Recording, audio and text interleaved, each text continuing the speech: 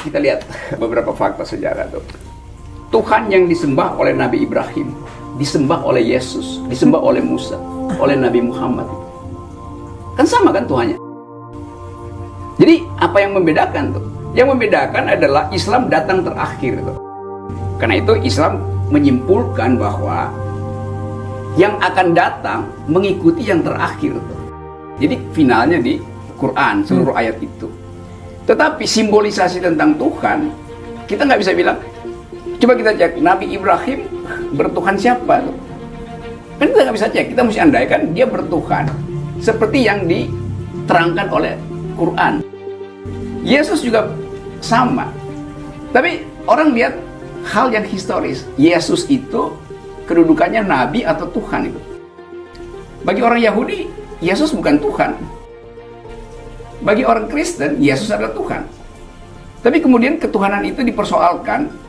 Mengapa ada konsep Trinitas? Silahkan lihat bagaimana perdebatan teologi di awal abad ke-100 yang menyebabkan ada formulasi tentang Trinity itu. Kan itu debat teologisnya tuh. Saya baca semua itu tuh. Tapi saya tetap menganggap bahwa ya biarkan itu dikendalikan oleh akal manusia yang masih berkembang gitu. Nah, sentimen politik masuk di situ, itu yang saya mau cegah gitu. Kalau saya rumuskan secara filosofi begini. Agama menganggap hanya ada satu ada. Ada yang lain harus dinyatakan tiada. Jadi monoteisme bilang begitu, hanya ada satu ada. Oke, nggak apa-apa, nggak ada soal itu. Tapi bayangin kalau kalimatnya bunyinya begini, hanya boleh ada satu ada, maka ada yang lain harus dilarang ada. Itu menimbulkan problem politik.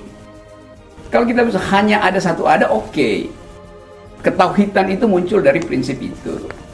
Tapi begitu bilang hanya boleh ada satu ada, itu masuk di dalam problem politik. Kenapa yang ada yang lain nggak boleh?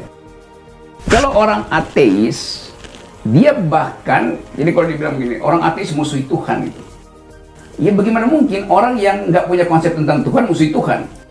Kan ngaco kan? Jadi ateis itu dia nggak punya konsep tentang Tuhan. Dia nggak bilang jelek, dia nggak bilang buruk tuh. Ya dia bilang tidak ada itu. Tapi kalau disebut tidak ada, bukan dia gini.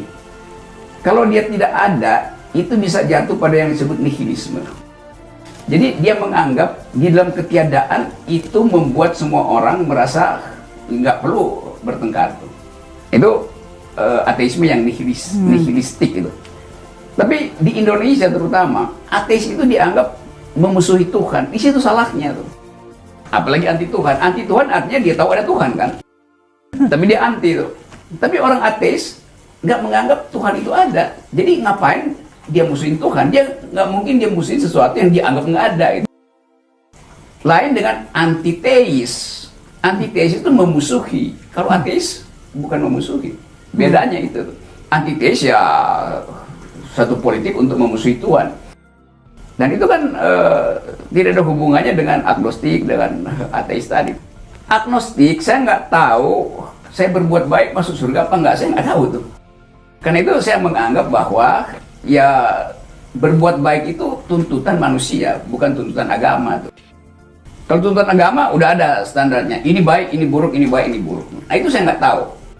Jadi misterinya di situ. Orang agnostik itu menghormati kebaikan, bahkan berbuat baik sebanyak mungkin justru karena dia nggak tahu surga ada apa enggak. Tapi atas dasar etika humanisme, maka dia berbuat baik aja.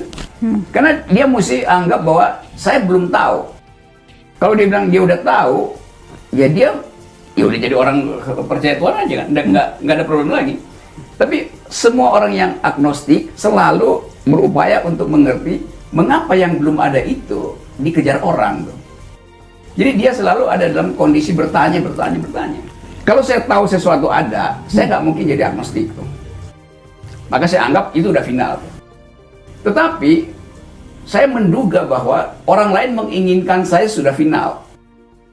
Padahal orang itu kalau saya bicara, dia nggak bisa terangin ke saya apa itu final kan.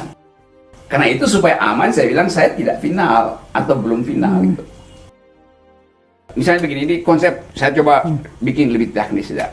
Orang debat tentang apakah pluralisme agama itu boleh apa enggak. Kalangan Muslim menganggap bahwa ada yang bilang ya boleh. Karena apa? Karena itu kehidupan bermasyarakat, pluralisme itu. Tidak ada yang final itu. Semua Tuhan benar gitu. Itu kan pandangan pluralisme.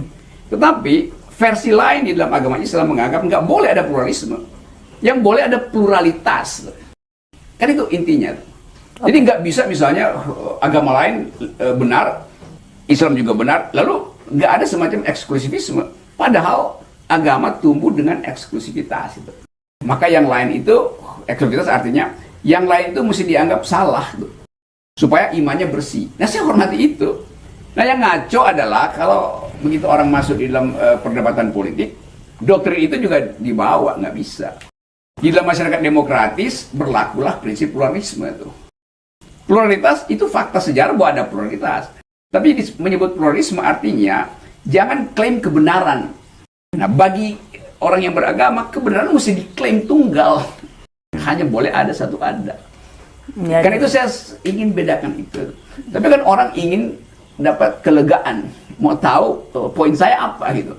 Waktu saya bilang poin saya ada 3 tuh. Tergantung konteksnya apa. Orang bilang kok Anda nggak konsekuen. Lucu konsekuen karena saya bedakan wilayah sakral, wilayah profan, dan wilayah sosiologis. Orang yang bilang semua agama benar, ya itu kan basa-basi diplomasi doang gitu, supaya nggak nyakiti. Padahal kita mesti berani duel argumentasi. Kalau Anda bilang agama Anda benar, ya oke. Mau diargumenkan, nggak mau diargumenkan. Karena itu konsepnya bukan pluralisme, toleran aja kan. Toleransi itu hal yang Islam kaya dengan diksi dan ayat toleransi itu. Tapi kemudian nanti akan diseret-seret, ya toleran pada situasi ini dong, kalau situasi ini jangan toleran dong. Itu interpretasi orang-orang hipokrit aja sebetulnya. Padahal toleransi itu adalah sunatullah. Demikian juga kemajemukan, demikian juga pluralitas. Nah, yang sialnya di Indonesia ini sialnya, seolah-olah semua orang harus beragama. Padahal agama itu adalah hak, boleh dipakai, boleh nggak dipakai.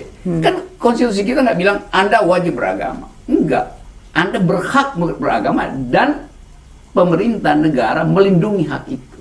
Hak apa? Hak masuk surga? Bukan. Hak untuk menjalankan ibadah. Tidak diganggu. Tapi kalau lingkungan agama kan, ya keluarga wajibkan itu. Tapi negara nggak wajibkan.